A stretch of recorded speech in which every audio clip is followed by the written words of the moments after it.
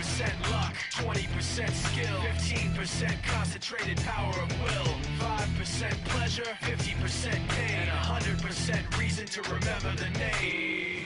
This week on the YARebels, we are doing a book club week. We are going to be loving up our favorite YA books, telling you what we like about them, and just sharing a little bit. I am going to be talking about a couple books. It's more loving up an author, because Laurie Halse has had the biggest impact on me out of any other YA writer that I've read. From the format that she chooses, which varies for each book that she's written, to the voices that she is able to create. I just think that she's amazing. And then there's the whole symbolism that generally runs throughout her books.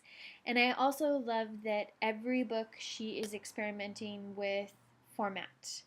I think that she is pushing the envelope on some of the stories. I think that she doesn't just change format just to do it. I think her experimentation with format always fits the storyline. She doesn't do it just for the sake of experimentation. She does it because it's right for the particular book.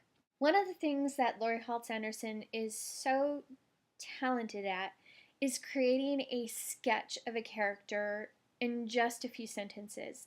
She enables you to create this picture of a character in your head.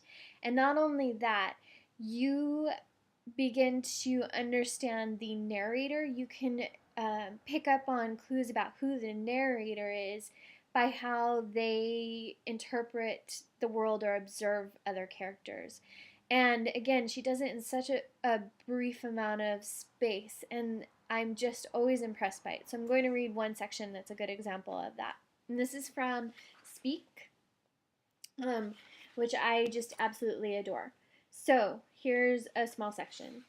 My English teacher has no face. She has uncombed, stringy hair that droops on her shoulders. The hair is black from her part to her ears, and then neon orange to the frizzy ends. I can't decide if she had pissed off her hairdresser or is morphing into a monarch butterfly. I call her Hair Woman. Hair Woman wastes 20 minutes taking attendance because she won't look at us. She keeps her head bent over her desk so the hair flops in front of her face.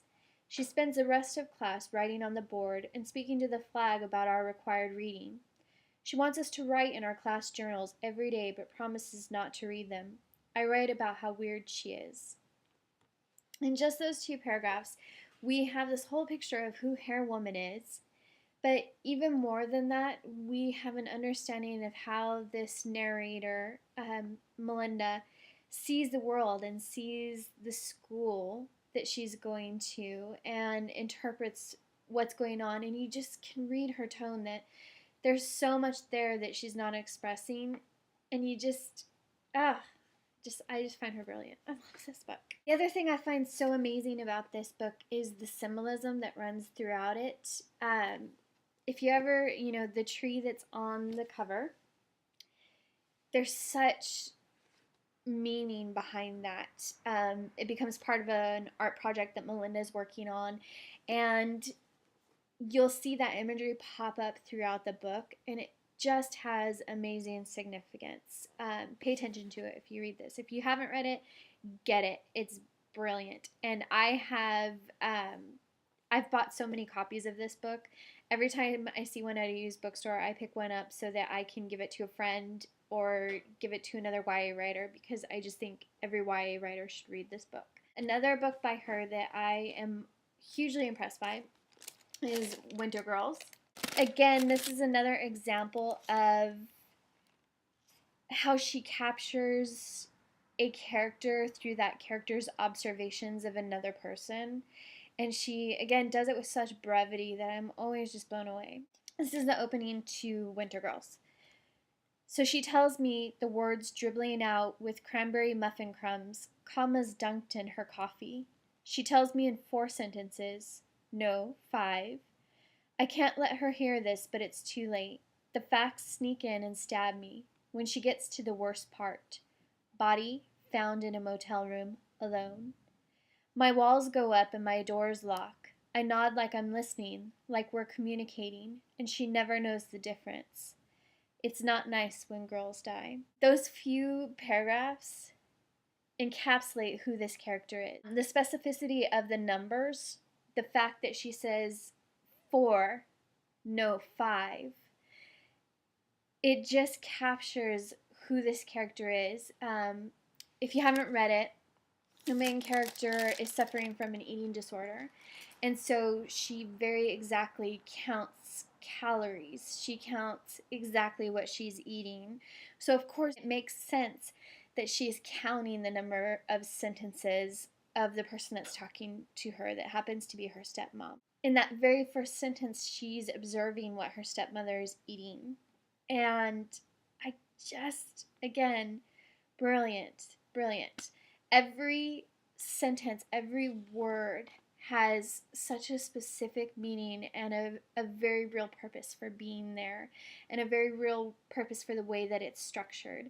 And I can only hope that one day I write like that. When I was stuck writing If I Lie, I would go and I would read sections of Speak, and particularly Winter Girls. I would go and I would read parts of it over and over to myself because I just found it to be so inspiring. And it would help to loosen something inside of me because the way that she uses language, there's such poetry and such a lyrical quality to it that I would love to emulate. So she's totally my hero. I just want to say, read her books. They're brilliant. Because, you probably didn't get that I thought they were brilliant because I said brilliant like 8 times. Brilliant. All right. It's late. Let's all go to bed. But first, go buy copies of these books. I love you. And I promise to get my vlogs up sooner. It's been a rough month finishing up my sequel. Been on deadline. I'm tired. I know you say that every week, but this whole 2 jobs thing and school and all that, it's rough. But the good news is I'm almost done with school. I know, right? I'm going to be a graduate. Yes.